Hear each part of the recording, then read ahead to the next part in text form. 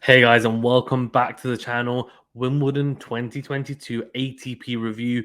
We're going to get into it. We're going to go into it in detail, of course, going through multiple players, breaking it down, giving you my analysis on how I thought the tournament went for them, whether they exceeded expectations, whether they met expectations, or whether they actually fell below what we were expecting of them, and what it means not only going forward this year, but for their, let's say, career on grass going forward as well, and how their game looked on the green stuff. Before we get into it as well, remember to hit that like button and subscribe if you're new. If you're a podcast listener or watcher, remember to leave a rating review. Thank you very much. We do appreciate it.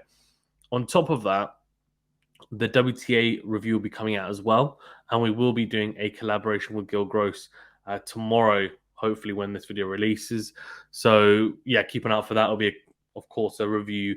It'll be men's and women's review with him going into it, and it will be a little bit more specific into certain things. This is going to be a more kind of general overview. I'll go through it comprehensively, player by player. Okay, let's first of all start off with the big one, which is, of course, Novak Djokovic winning his 21st Slam, his 7th Wimbledon, his 4th consecutive title at the All England Club as well. So, look, I mean, he had a fantastic tournament, especially considering what happened in Australia with the whole vaccine issue, and then, you know, his visa issue as well, and wasn't able to play there. And then at Roland Garros, losing to Nadal when I think he was pretty confident he would be able to do it. So this was an important victory, considering that he may, as it stands anyway, he won't be able to play at the US. So potentially this was going to be his last opportunity to win a Grand Slam this year, to make sure they didn't go the year slamless. And he didn't. He won, and he won, I have to say, pretty convincingly in the end. I know he had a couple of challenges against Sinner and Curios, the more notable ones, but generally he looked really good. And I'm going to touch upon him first because I want to get him out of the way, and then kind of go through all the other players, because everyone's going to be talking about Djokovic, of course, and as they should. So the number one seed, and now not, well, number one, he's actually, I think, dropped to number 7 in the world, because, of course, Wimbledon didn't have any ranking points. So if you played it, you didn't get anything from it, and you lost your points that you accrued from last year. So Novak Djokovic, how do you look? Well, the first few rounds against like Kwon and other players, he dropped a set here or there, and you're thinking, okay, fine. He's getting a feed onto the grass, and he'd only played the one exhibition match against Felix Auger-Aliassime, who didn't play particularly well at that exhibition match anyway, didn't serve very well, and that was the only grass court practice he'd had in terms of match practice before Wimbledon. So this was a case of him getting warmed up in the first week, and then the second week starting to peak. Now, I was really impressed with the way that he served for the majority of the tournament, especially in the final as well. He served, I think it was like 15 aces, which was really good over 4 sets. He was hitting his spots for the most part on the first serve. The second serve, I saw maybe a higher number of double faults than I'm used to seeing from him, and I think that was a multitude of factors. I think one being that I think he's trying to go for more in his second serve than he has done so in the past. His second serve was kind of regularly trying to push beyond the 90-mile-per-hour mark. On top of that, there were quite a few days where the sun was very, very strong, and I think he wasn't even wearing a cap at some points. He only donned the cap, I think, in the semi-finals, and then, of course, wore it for the final as well. And we did have some days where there were very windy conditions, and obviously ball tosses even, can be very tough going in very windy conditions. It's just hard to group your tosses together consistently in those conditions. And despite him being an elite player, someone who plays in these conditions consistently, even then it can be tough. So those were kind of my thoughts on his serve. In terms of the backhand, I think, we know how good that is generally. And I think the biggest plus for him will be the drop shot, because at Roland Garros, he didn't quite maybe have the effect he would have wanted. At Wimbledon the first week, again, it wasn't particularly too good. In the quarterfinal against Sinner as well, he got broken a couple of times by playing that shot and either going to the net or it wasn't good enough and Sinner putting it away. It came to the forefront, especially in the semi-final and the final against Nick Curios, and he utilized it really, really well. And it's something that he's definitely added to his arsenal in the last maybe 5-6 years. And when I say added, he's always had, he's always had that in the locker before, but it's now become a refined tool that is very, very effective for the most part. So that was a big plus for me as well. The other thing was how he was moving, and I think I didn't see any sort of decline in his movement and speed around the court at Wimbledon. In comparison to previous years, he was still sliding around. Of course, that fantastic shot against Yannick Sinner potentially shot the tournament, where he was on the run, going to the backhand side, slid, almost did the splits, and then passed Sinner whilst doing the full split on the backhand side, crunched it with so much power, cross on the backhand, and it was just an incredible sight to behold. It really was. So he seems like someone who, in terms of fitness wise, he looked perfectly fine and stamina wise, and not just that, but his elasticity is still there. Defensively, he's still so incredible, and he had to utilize those skills, especially against, I think, Sinner for parts of that quarterfinal, but I think more so even Nick Curios, who of course we know can be very attacking. He's got big, big weapons. Djokovic had to really delve into his defensive toolkit, and he came up trumps in the end. So that was a big plus for him. I think the other thing is also his forehand looked pretty good, and I think in the past, I mentioned it, I think in the Roland Garros review, that he would tend to maybe not run around the backhand as much, but nowadays he does. He will say, actually, you know what? I can dictate with a forehand. I'm going to back myself to do that. So that was a big, big plus for me. And also the way that he was at the net. I think there was a bit more of a intent to come to the net this year at Wimbledon in compared to previous years and just other tournaments generally. That was a really, really good thing for me anyway. I think, as they get older, these guys, Djokovic, Nadal, etc., they'll realize, and I think they have been realizing, that coming to the net, for example, and trying to shorten points makes a big difference. So that was really good. The backhand slice looked pretty good for the most part as well from Djokovic. Something that he's continually worked on. I feel like it's now got to a stage where it's very good. And just the depth and direction that he was able to exert, especially in the final against Curios, really, really incredible. And I guess the most important factor when it comes to Djokovic is his resilience and his clutchness in big, big points. And he does have that in the locker. So that's know about Djokovic. Let me know your thoughts on him. Let's get on to the other players, because I feel like otherwise we could be talking about Djokovic for a whole hour, to be honest with you. Right, so if we're talking about other players, I think we have to then start thinking of the other bigger players. So let's talk about Rafa Nadal, because, of course, his tournament got cut short after he had to pull out of the Nick Kyrgios semi-final. But how do you look up until then? He didn't look the best, in the sense that, getting to the quarterfinals, it was a little bit rocky at times. I think the biggest issue was against Taylor Fritz, it being 5 sets. Then, of course, abdominal tear an issue, and his serve speed was down. But for the first, I think it was set or two, his serve was fine, and his abdominal was fine as well. So I think the fact that I think it was 1 set all is a little bit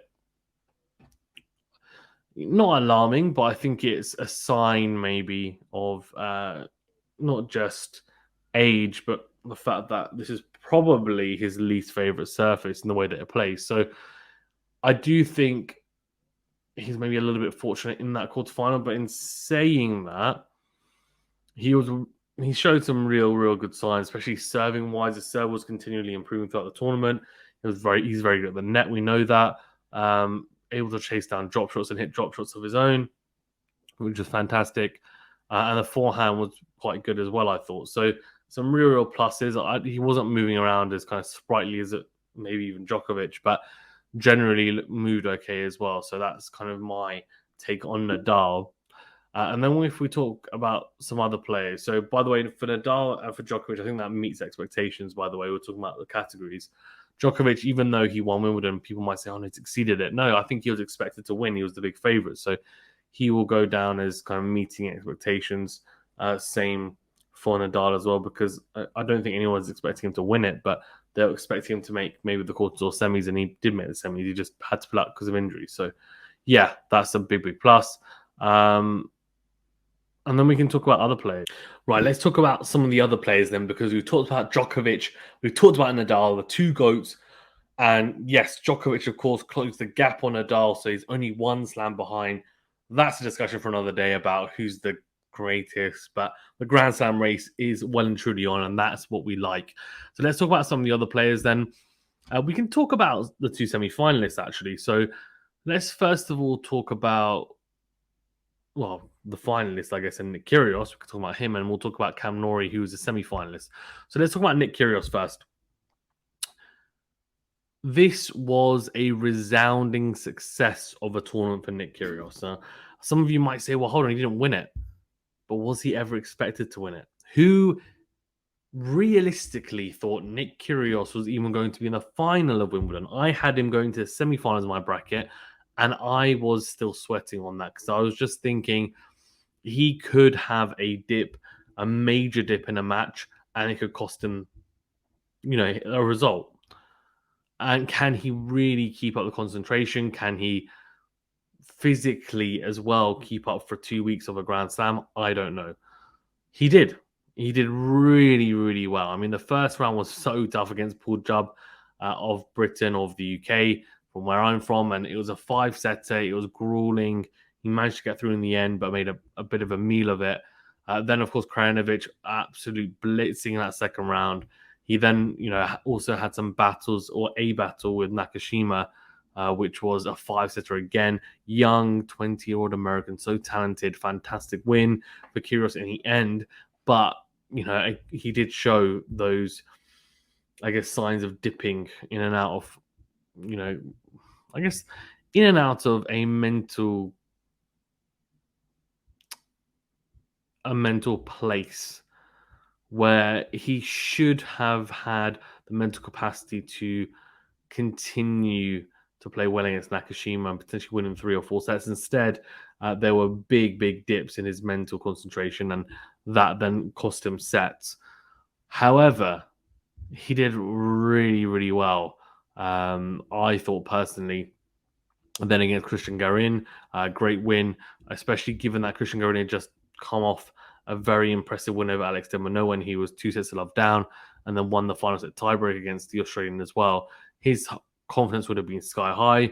He would have been expecting to do something and would have been looking to win. But instead, Curios just blew him away, really. So that was a big plus. And we can talk about, he wasn't wearing the right clothes or different colors or blah, blah, blah. I'm not going to talk about that. It's just so irrelevant. But of course, his match against Stefanos Tsitsipas, I will probably touch upon later when I talk about my matches of the tournament. But, that he is highly entertaining. Yes, I understand that he isn't everyone's cup of tea. And I totally get that. I'm not a massive fan of him swearing and abusing officials, etc. And he did openly, to be fair, admit after Wimbledon in the post-match interview that, he just said, look, thank you for putting up with me because I know that I can be difficult to deal with. So that was really class, I thought, from Curios and much better from him. And I just hope that means that, look, it's fine to have outbursts, etc. Just try, one, to make sure you're not using abusive language, and two, sometimes you just got to let go. And I feel like for him, it was the line calls throughout the whole tournament, and it didn't really have a massive effect in the final. There weren't too many kind of massive points, but I think he was a little bit still aggrieved about why he was having to deal with that in this day and age, I guess, which is understandable. So yeah, that was an intriguing one for sure. Nick Curios, and I have no idea how far he's going to go in terms of. I hope he plays the US, but it's a slow surface. He might have a good chance at Australia to go deep. I just hope we see him going deep into Grand Slams. That's what I want, because I feel like he's way too talented to not be out there and competing consistently. I know he doesn't want to play consistently because of the schedule, because he lives in Australia and he wants to get home for a bit. That's fine.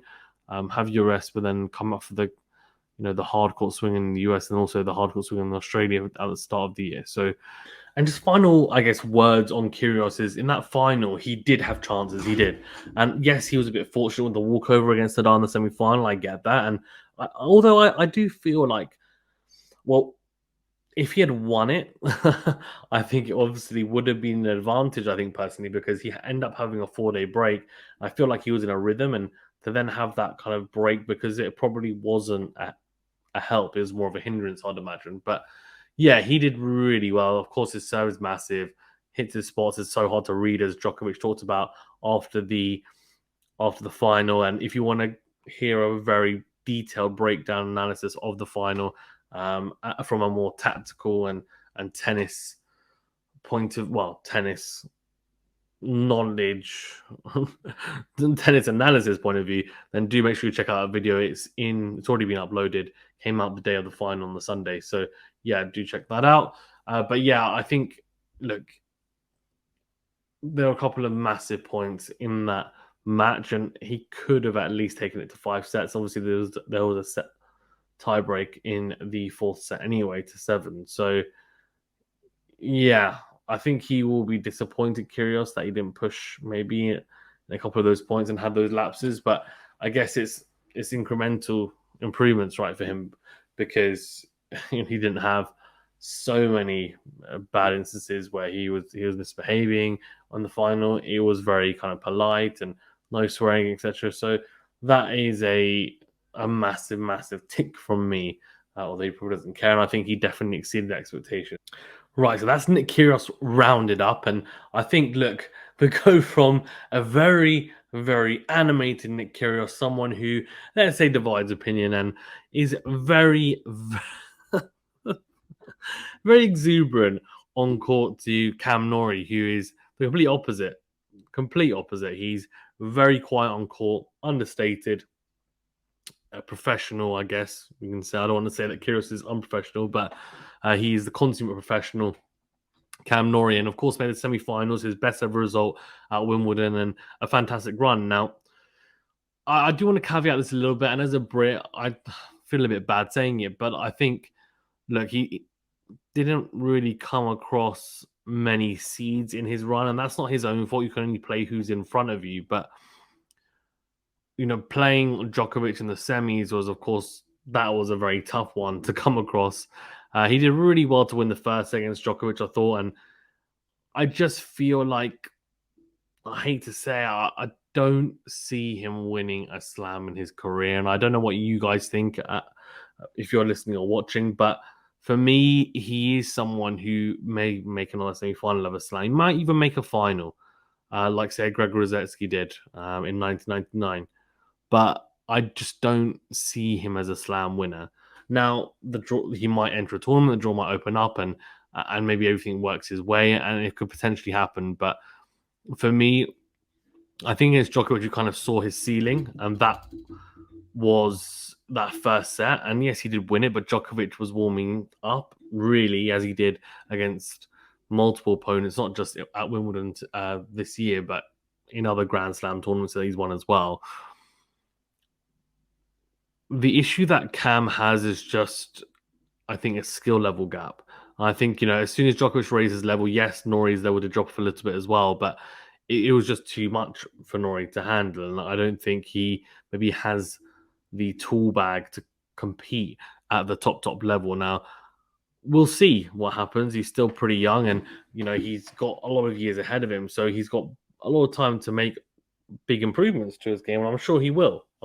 So let's see how he gets on. But he was impressive. I think he definitely exceeded expectations of the tournament, or at the tournament. And it was great to see him have success, try and get the crowd behind him as well. I know in the semi-final he tried to, and I was a little bit disappointed with how the crowd didn't really get behind him that semi-final. They were cheering him on, but it was very, very quiet. And I feel like with Raducanu and Murray, they were very much behind them. They're Grand Slam champions, so I get why they might be more behind them, but they should be fully committed to Norrie. And I wonder whether it's because he is a bit of a quieter person. So, it is what it is, but he should be extremely proud with his tournament. I thought it was a very, very good showing, especially how competitive he ended up being against Djokovic. He has a lot of positives to take from it. I'm sure he'll continue to improve. Then we can talk about some of the other players who did pretty well. Now, Yannick Sinner, he went into Wimbledon 0-4, so hadn't won a single grass court game coming into Wimbledon. He then managed to progress to the quarterfinals. He was 2 sets to love up against Djokovic, played some really good tennis after being Alcaraz in the round of 16 match the round before. And in the end, of course, fell in 5 sets. Now, that is incredible to have not won a single match on grass to then come to Wimbledon and make the quarterfinals and be 2 sets to love up against Djokovic, 1 set away from a semi-final.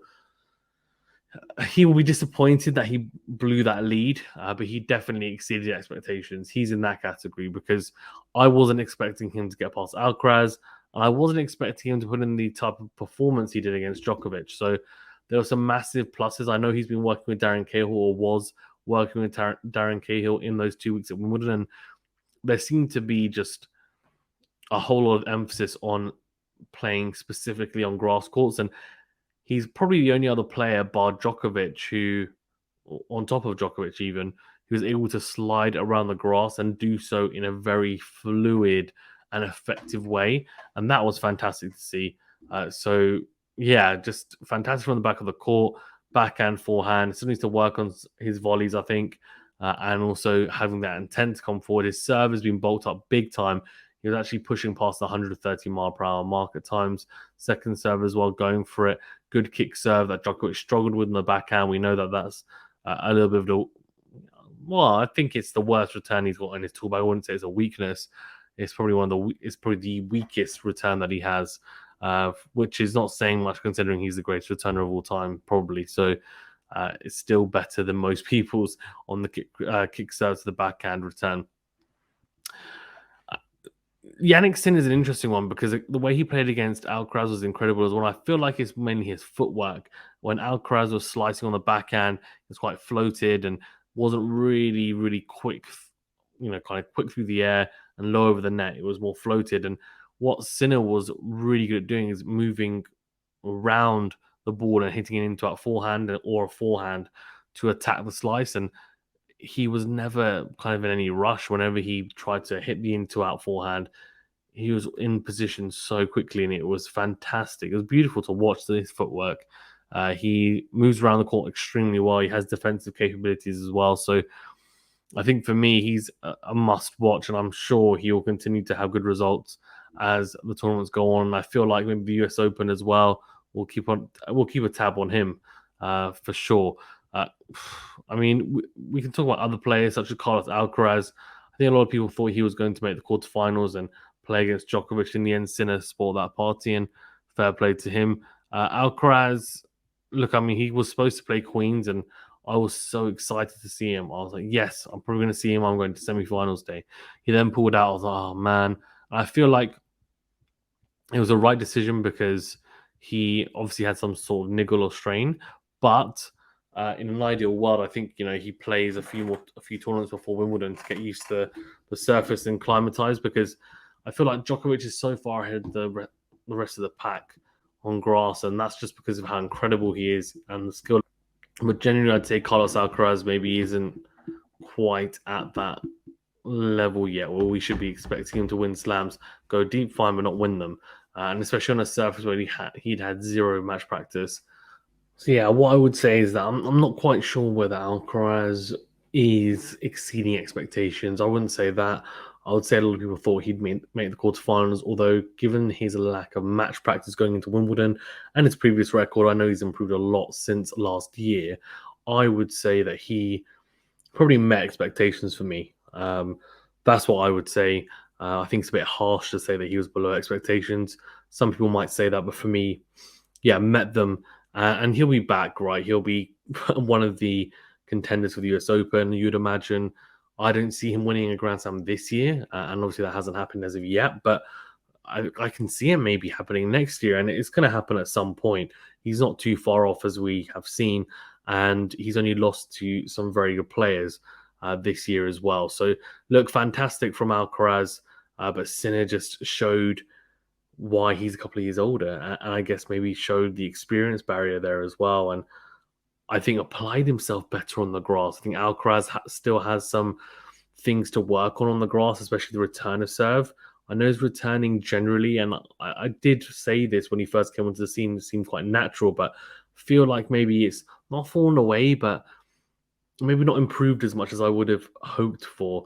And I feel like on the grass, being a quicker surface, he's just struggles slightly at times on that facet of his game.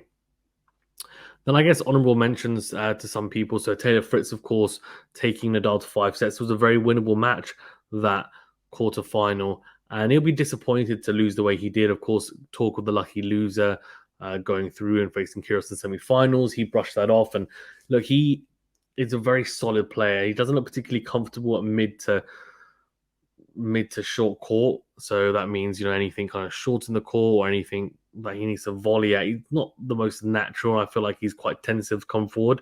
He's a power baseliner, and his forehand and backhand, is solid. It's solid. He has power off both wings, and he is able to hurt you from the back of the court. He's got massive serve as well. But against Nadal, someone who was injured for a large part of that match, his serve was below 10, 15 miles per hour below where it was for the majority of the tournament. He'll be disappointed to lose in a championship tiebreak in that fifth set. And I think he'll feel that was a missed opportunity, and he'd be right in thinking that. So that's something for him to bear in mind, because, he has had a pretty good year this year, Taylor Fritz, and he'll be looking to push on at the US Open, I'd imagine, as well. Then other people, I guess, talking about honourable mentions, Christian Garion, of course, making his first ever quarterfinal at Wimbledon, and the Chilean was 2 sets to love down against Alex de Minaur and came back to not only win, but in the third set he won a tiebreaker 7-3 and then won a final set tiebreaker 10-6. So that was really impressive. So yeah, honourable mention to him. And actually, I didn't say, but I think Taylor Fritz probably, I think he exceeded expectations making the quarterfinals, and Christian Garin, same for him as well. Let's talk about some players that maybe didn't meet expectations. Before we do, actually, no, actually, let's go on to people that didn't. I mean, honourable mention to David Goffin, who made a quarterfinal, beat Francis TFO in the round of 16. He, of course, definitely exceeded expectations. Great to see the Belgian unseeded as well get through. So I think Tsitsipas will feel like he didn't meet expectations. He'll be below, considering he lost to Nick Kyrgios, who was the eventual finalist. So in hindsight, you might say, okay, well, actually, he was fine. No, he did. I'm not quite sure about that. Not quite sure about that. As the number 4 seed, he would have been expected to make the semi-finals, quarterfinals at least, I guess. He'll be disappointed to have gone out in the third round, but he went out to, as I said, the eventual finalist. But he's taking the grass court. He is taking Wimbledon seriously. Of course, he played a lot of grass court tennis beforehand. He is improving his grass court game. So let's see where his game is at in the next couple of years on the surface. But we shall see. We shall see. Yeah, I agree. It was very, very impressive, to say the least. So yeah, I've been quite impressed with Tsitsipas's ability to try and learn and adapt on the surface. And we'll talk about the Curious Tsitsipas match. Everyone's probably, we're going to talk about that. We will, don't worry.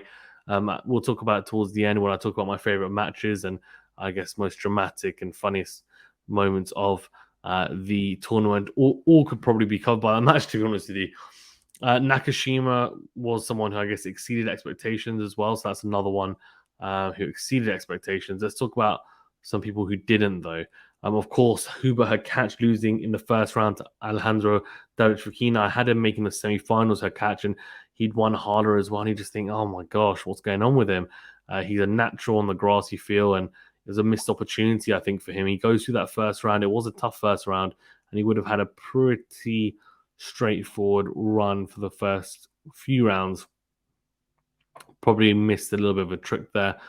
He'll be disappointed to go out the way he did in that first round because, again, a massive missed opportunity, I feel, for him. So, yeah, disappointing, no doubt. And, I would imagine that he'll look back at that and think, oh, you know what? That was a bad loss. And he wouldn't be wrong in thinking that. He definitely wouldn't. I think the other people that maybe feel like They should have done better. Dan Evans as a Brit, 28th seed, and lost in the first round to Kubler. Got breadsticked as well. That was disappointing. You know, Shapovalov losing the second round to Nakashima. I mean, he would have been expected to win. That was definitely, probably under par performance from someone who made the semi-finals last year. And he loves the grass, and he's just not been in great form this year, and well, in the last few months anyway. And that would have been extremely disappointing for him. And then his Canadian counterpart, Felix Auger-Aliassime, lost in the first round to Maxime Cressy, which a lot of people did think would be a potential banana skin, and it turned out to be one for sure. There were 3 tiebreakers in there, and look, he lost 2 of them, so that didn't help his cause. But it's one of those things that I look at it and think there's always going to be a tough matchup, but he should be able to maneuver his way through, and just wasn't good enough on the day. Holger Rune, I guess you could say, although he lost to Marcus Giron, he's a very steady player in the first round. Yeah,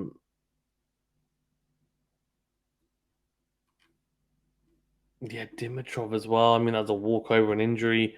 So again, these are people that were below the expectations, right? These are the people that were below the expectations, and I think they definitely were below. Obviously, Andy Murray as well.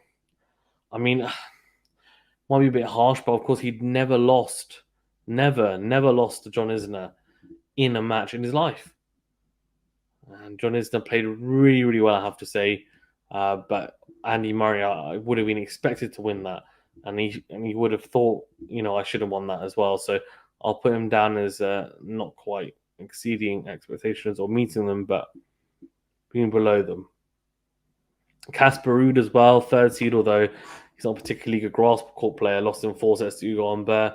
I think he'll be extremely disappointed to not at least go further and give himself as much experience as possible on the surface. A little bit of I feel like he switched off a little bit against him. Schwartzman as well, 2nd round, 12th seed, lost to Liam Brody. Fantastic win for Brody, the Brit, but that would have been disappointing for Schwartzman. Definitely a match he would have thought was winnable and probably should have won.